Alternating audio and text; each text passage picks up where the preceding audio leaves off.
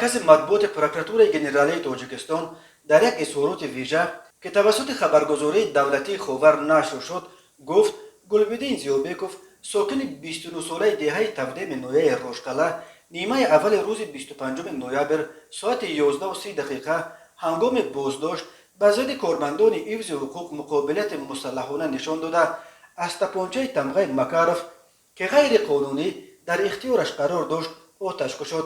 در نتیجه آتش جوابی جنایتکار زخمدار گردید. با گفته دادستانی از جای حادثه تپانچه مکاروف با یک تیردام و 5 تیر گرفته شد.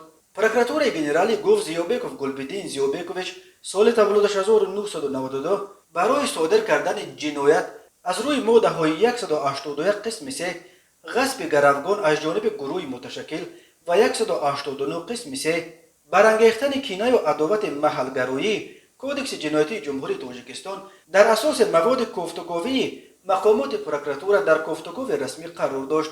بنا به فرضیه تفتیشات زیوبکوف با همدستانش از گروه متشکل جنایتی 1 فوریه سال 2020 یاردمچی پروکورور نویه روشکلا ابیرزاده را گروگان گرفته در دهه انجیم و بر جنگل امین نویه مدت 8 ساعت مورد لطکوب و شکنجه قرار داده بودند.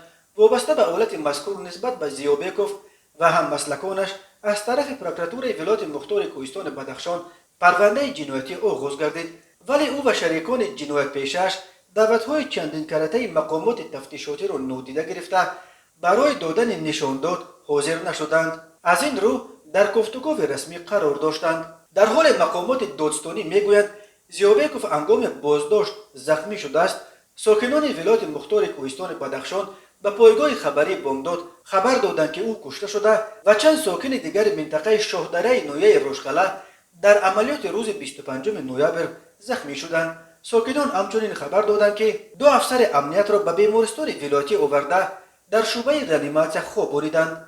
معلوم نیست که آیا آنها هم در عملیات بازداشت زیوبکوف زخمی شدند یا در یگان حادثه دیگر. طور قبلا خبر دادیم روز 25 نوامبر 10 ساکن شهر خوروغ و ناحیه‌های اطراف آن یک تابوت در روی دست از کوچه‌های شهر راهپیمایی کرده در نزد بنای حکومت ولایت مختار کوهستان بدخشان گردی هم آمدند. آنها گفتند که این تابوت ساکن شاهدره نویه روشکلا گلبدین زیوبکوف است و از مقامات طلب دارند تا که گناهکاران مرگ او به جوابگری کشیده شوند. در ویدیوی کوتاهی که به اداره پایگاه خبری بامداد رسید دیده می شود که اعتراضگران تابوت را در نزد بنای حکومت ولایت در روی منبر گذاشتند. ساکنان نوروزی در مرکز خوروغ گردی هم آمده به پایگاه خبری بامداد گفتند که چند وقت پیش یک کارمند پروکراتور نویه روشکلا که زاده ولایت ختلون بوده است عبدالستار کبیرزاده تو چیکار کردی که این همی اولاد در اومدگی؟ ما خطاگی با اولا کل مردم بدخشان بخشش میپرسم، دیگه همین که خطاگی که بخشش میپرسم، دیگه همین که خطاگی که ما قطعا دختر صوبخت با یک دختر از شادر دل بسته چند دفعه به وی پیام‌های عاشقانه فرستاده، همچنین چند بار پیش رویش را گرفته اظهار عشق کرده است.